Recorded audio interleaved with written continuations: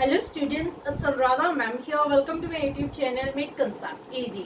आज के video lecture में क्लास 12 अकाउंटेंसी को कंटिन्यू करते हुए एडमिशन ऑफ अ पार्टनर के बैक एक्सरसाइज के क्वेश्चंस आगे कंटिन्यू कर रही हूँ। बुक है टीएस गरेवाल और सेशन है 2025-26। अब मैं ले रही हूँ question number 14। Gautam and Yashika are partners sharing profits and losses in the ratio of 3:2। दो पार्टनर है गौतम और यशिका और इनका प्रॉफिट शेयरिंग रेशियो है 3:2। They admit Asma into partnership. ये अस्मा को बिजनेस में एडमिट करते हैं as a new partner. Gautam gave 1/3 of his share while Yashika gave 1/10 from his share to अस्मा।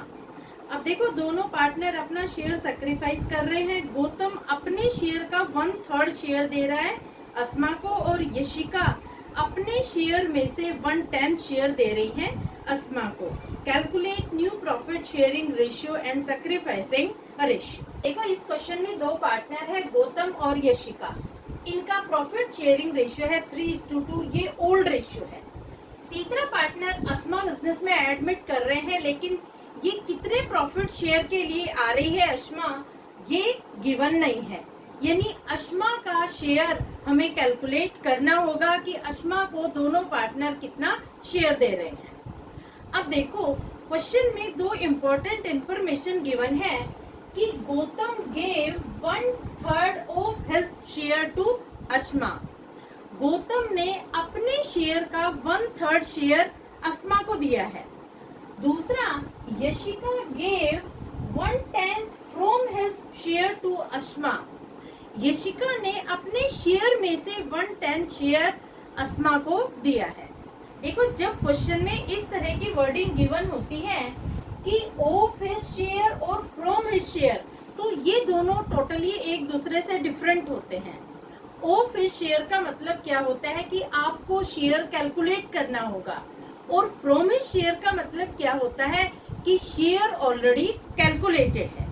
तो देखो किस तरह से आप क्वेश्चन सॉल्व करेंगे। सबसे पहले आप दोनों पार्टनर का ओल्ड रेशियो लिख लेंगे।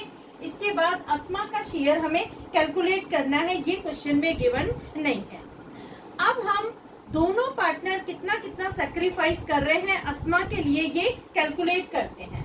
सबसे पहले हम गौतम कितना शेयर दे रहा है अस्मा को, तो आप लिखेंगे share given by Gautam to Asma. देखो, गौतम अपने खुद के शेयर का 1/3 शेयर दे रहा है। तो सबसे पहले तो देखो गौतम का कितना शेयर है। गौतम का शेयर है 3/5। 3/5 का गौतम कितना दे रहा है, 1/3।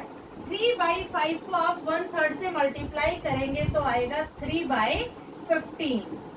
यानी गौतम अपने शेयर में से 315 सैक्रिफाइस कर रहा है अस्मा के लिए। क्लियर? ये जो 315 है ये हमने कैलकुलेट किए हैं, ये क्वेश्चन में गिवन नहीं है। क्वेश्चन में क्या गिवन है? क्वेश्चन में गिवन है कि गौतम अपने शेयर का 1/3 शेयर दे रहा है अस्मा को। तो आप सबसे पहले लिखेंगे गौतम का शेयर। गौतम का शेयर है 3/5, उसे 1/3 से मल्टीप्लाई कर देंगे तो गौतम ने सैक्रिफाइस किया है अपने शेयर में से 3/15 शेयर। अब बारी आती है यशिका की। यशिका का शेयर क्वेश्चन में गिवन है, तो यहाँ पर लिखेंगे share given by Yashika to Asma. ये गिवन है 1/10। तो दोनों पार्टनर का सैक्रिफाइस शेयर आपको पता लग गया। अब दोनों पार्टनर का आप नया शेयर कैलकुलेट कर सकते हैं।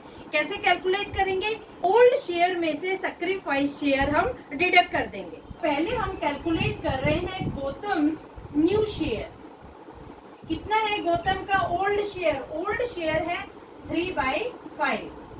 इसमें से सैक्रिफाइस्ड शेयर को हम डिडक्ट कर देंगे 3/15। एलसीएम लेंगे, एलसीएम आएगा 15। 5 3 जा 15, 3 3 जा 9 - 3 = 6/15। ये है गौतम का नया शेयर। इसी तरह से हम यशिका का भी नया शेयर निकालेंगे। यशिका's न्यू शेयर = ओल्ड शेयर, यानी 2/5 माइनस सैक्रिफाइस्ड शेयर। देखो ये जो सैक्रिफाइस्ड शेयर है ये क्वेश्चन में गिवन है कि यशिका ने अपने शेयर में से 1/10 शेयर दिया है अस्मा को, तो 1/10 हम कर देंगे डिडक्ट। एलसीएम लेंगे, एलसीएम 10 आएगा, 5 2 ज़ा 10, 2 2 ज़ा 4 माइनस 1 इज इक्वल टू 3/10।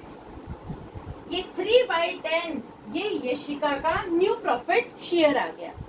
अब देखो क्वेश्चन में अस्मा का जो शेयर है ये गिवन नहीं है, ये हमें कैलकुलेट करना है। कैसे आप कैलकुलेट करेंगे? दोनों पार्टनर के सैक्रिफाइस्ड शेयर को आप ऐड कर देंगे तो निकल आएगा अस्मा का प्रॉफिट शेयर। तो यहाँ हम लिखेंगे Asma's profit share is equal to, Gautam कितना सैक्रिफाइस कर रहा है? गौतम सैक्रिफाइस कर रहा है 3/15 और यशिका दे रही है 1/10। एलसीएम लेंगे, एलसीएम आएगा 30, 15 2 ज़ा 30, 3 2 ज़ा 6 प्लस 3 इज इक्वल टू 9/30। ये आ गया अस्मा का प्रॉफिट शेयर। क्लियर? तो अब आपके पास तीनों पार्टनर के प्रॉफिट शेयर आ गए, लेकिन देखो बेस अनइक्वल है, तीनों पार्टनर के बेस एक दूसरे से डिफरेंट है। तो अब हम बेस को इक्वल करेंगे, तो आप कैसे लिखेंगे? New profit sharing ratio of Gautam, Yashika and Asma is equal to 6/15 is to 3/10 is to 9/30। LCM लेंगे, एलसीएम आएगा 30, 15 2 ज़ा 30, 6 2 ज़ा 12 इज टू 10 3 ज़ा 30, 3 3 ज़ा 9 इज टू 9। तो न्यू प्रॉफिट शेयरिंग रेशियो आ जाएगा 12 इज टू 9 इज टू 9। अब देखो ये जो तीनों नंबर हैं इन्हें आप और ज्यादा सिंप्लीफाई कर सकते हैं, क्योंकि ये तीनों ही नंबर 3 से कट रहे हैं। 3 4 ज़ा 12, 3 3 ज़ा 9, 3 3 ज़ा 9। तो न्यू प्रॉफिट शेयरिंग रेशियो होगा तीनों पार्टनर का 4:3:3। एक आंसर तो निकल गया जो क्वेश्चन में पूछा है कि पार्टनर का न्यू प्रॉफिट शेयरिंग रेशियो क्या है? 4:3:3। अब हम कैलकुलेट करेंगे सैक्रिफाइसिंग रेशियो। गौतम और यशिका दोनों सैक्रिफाइस कर रहे हैं, तो दोनों का निकालेंगे सैक्रिफाइसिंग रेशियो। अब देखो तीनों पार्टनर का न्यू रेशियो हमने कैलकुलेट कर लिया 4:3:3। ये गौतम, यशिका और अस्मा का न्यू प्रॉफिट शेयरिंग रेशियो है। अब हम दोनों पार्टनर का सैक्रिफाइसिंग रेशियो कैलकुलेट करेंगे। सैक्रिफाइसिंग रेशियो कैलकुलेट करने का फॉर्मूला है old ratio minus new ratio. तो सबसे पहले हम कैलकुलेट करते हैं गौतम सैक्रिफाइस। गौतम कितना सैक्रिफाइस कर रहा है? गौतम का ओल्ड रेशियो है 3/5, उसमें से न्यू रेशियो माइनस करेंगे, न्यू रेशियो है 4/10। एलसीएम लेंगे, एलसीएम आएगा 10, 5 2 ज़ा 10, 3 2 ज़ा 6 माइनस 4 इज इक्वल टू 2/10।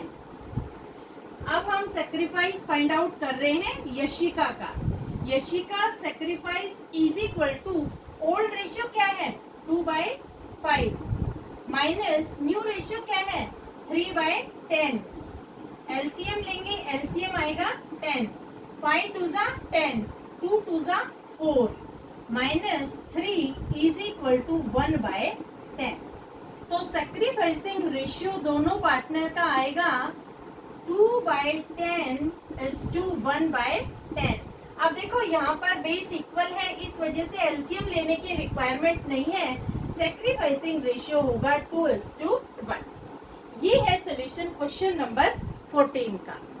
समझ आ गया किस तरह से हमने न्यू प्रॉफिट शेयरिंग रेशियो निकाला और उसके बाद कैसे हमने सैक्रिफाइसिंग रेशियो कैलकुलेट किया।